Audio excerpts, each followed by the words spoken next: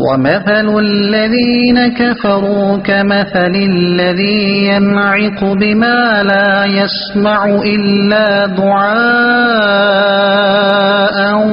وَنِدَاءً صُمٌّ بُكْمٌ عُمْيٌ فَهُمْ لَا يَعْقِلُونَ۔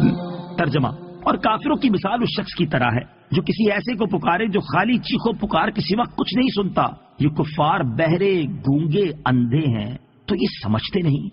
وَمَثَلُ الَّذِينَ كَفَرُوا، اور کافروں کی مثال، حضور پرنور صلی اللہ تعالی علیہ وسلم کافروں کو مسلسل دین حق کی دعوت دیتے رہتے۔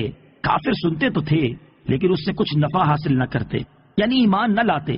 ان کے سننے کی مثال بیان کی گئی کہ جس طرح جانوروں کا ایک ریوڑ ہو اور ان کا مالک انہیں آواز دے تو وہ محض ایک آواز تو سنتے ہیں لیکن مالک کے کلام کا مفہوم نہیں سمجھتے۔ یوں ہی کافروں کا حال ہے کہ حبیب خدا صلی اللہ تعالی علیہ وسلم انہیں حق کی طرف بلاتے ہیں، یہ ان کا کلام سنتے ہیں لیکن جواب میں جانوروں جیسا طرز عمل ظاہر کرتے ہیں۔ ایسے آنکھ، کان، زبان کا کیا فائدہ جس سے کوئی نفع نہ اٹھایا جا سکے؟ اس اعتبار سے تو یہ بہرے، گونگے اور اندھے ہیں۔ اس آیت میں کچھ درس ہمارے لیے بھی ہے کہ دعوت و تبلیغ، واعظ و نصیحت، قرآن و حدیث، اصلاح و تفہیم کے باوجود جو طرز عمل ہمارا ہے وہ بھی کچھ سوچنے کا تقاضا کرتا ہے کہ اس اعتبار سے ہمارے آنکھ، کان بھی کھلے ہوئے ہیں یا نہیں۔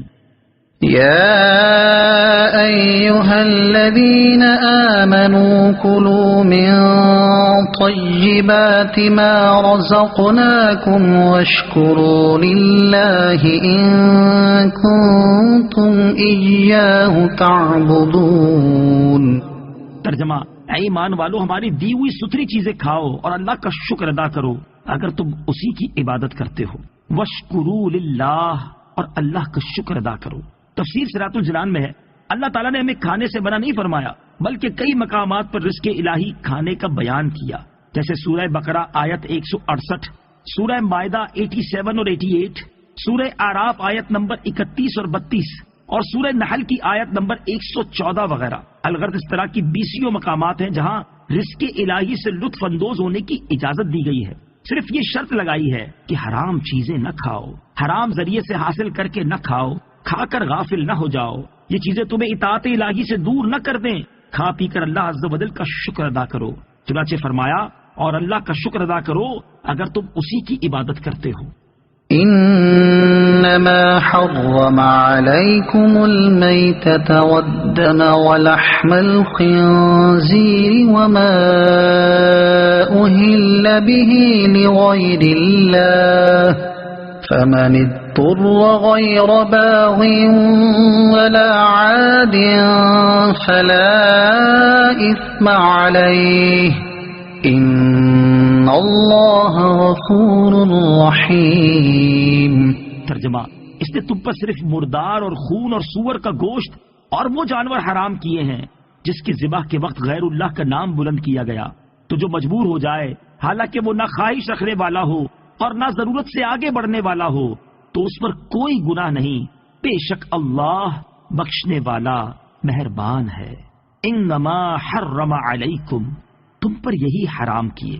تفسیر صراط الجنان میں ہے کفار نے چونکہ اپنی طرف سے بہت سے جانوروں کو حرام قرار دے رکھا تھا جن کا بیان سورہ مائدہ آیت نمبر 103 میں آئے گا، کفار کی اس حرکت پر فرمایا گیا کہ جن جانوروں کو تم نے حرام سمجھ رکھا ہے جیسے بحیرہ وغیرہ وہ حرام نہیں، حرام صرف وہ ہیں جو ہم نے فرما دیے۔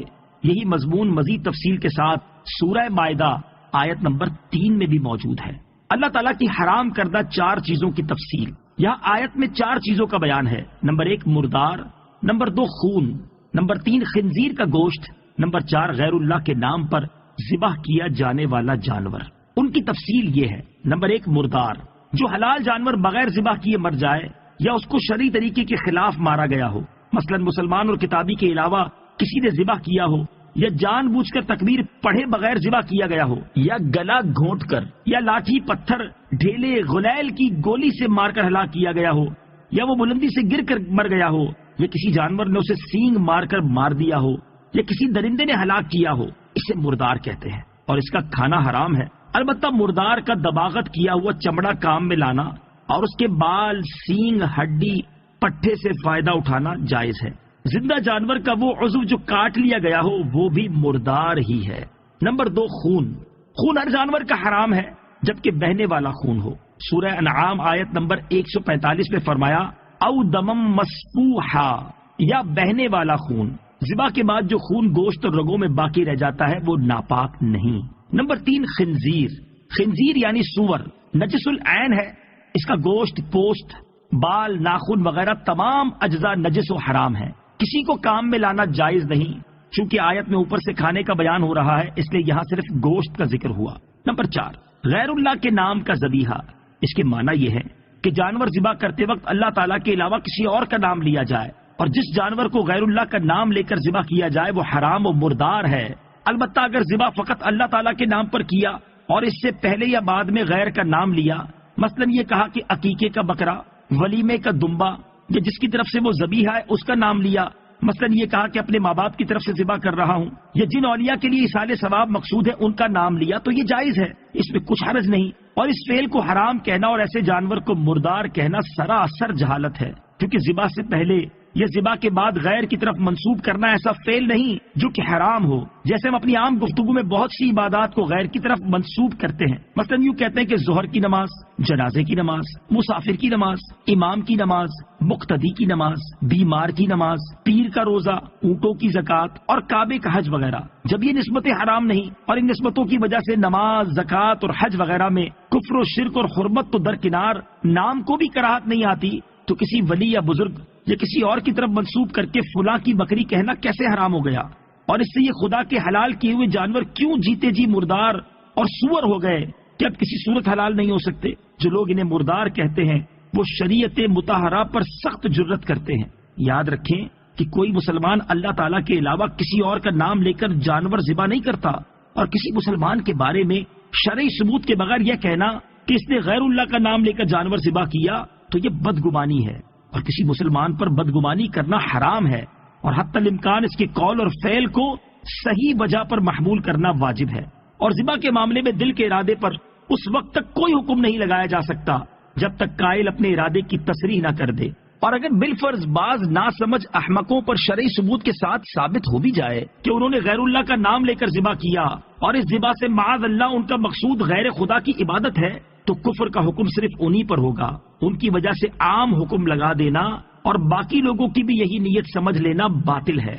خلاصہ یہ ہے کہ مسلمان اپنے رب تعالیٰ کا نام لے کر ذبح کر رہا ہے تو اس پر بدگمانی حرام اور ناروا ہے، اور خود سے بنائے ہوئے ذہنی تصورات پر کسی مسلمان کو معاذ اللہ کفر کا مرتکب سمجھنا اللہ تعالیٰ کے حلال کیے ہوئے کو حرام کہہ دینا ہے، اور تکبیر کے وقت جو اللہ تعالیٰ کا نام لیا گیا اسے باطل و بے اثر ٹھہرانا ہرگز صحیح ہونے کی کوئی وجہ نہیں رکھتا۔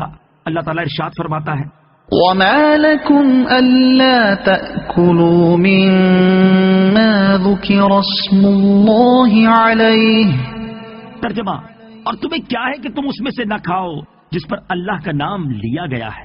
امام فخر الدین رازی رحمت اللہ تعالی علیہ فرماتے ہیں ہمیں شریعت مطہرہ نے ظاہر پر عمل کرنے کا حکم فرمایا ہے، باطن کی تکلیف نہ دی، تو جب اس نے اللہ تعالیٰ کا نام پاک لے کر ذبح کیا تو جانور کا حلال ہونا واجب ہے کہ دل کا ارادہ جان لینے کی طرف ہمیں کوئی راہ نہیں۔ اس مسئلے کے بارے میں مزید تفصیل اور دلائل جاننے کے لیے فتاوی رضویہ کی 20ویں جلد میں موجود اعلیٰ حضرت رحمت اللہ تعالی کا رسالہ سبل الاصفیاء فی حکم ذبائح للاولیاء مطالعہ فرمائیں۔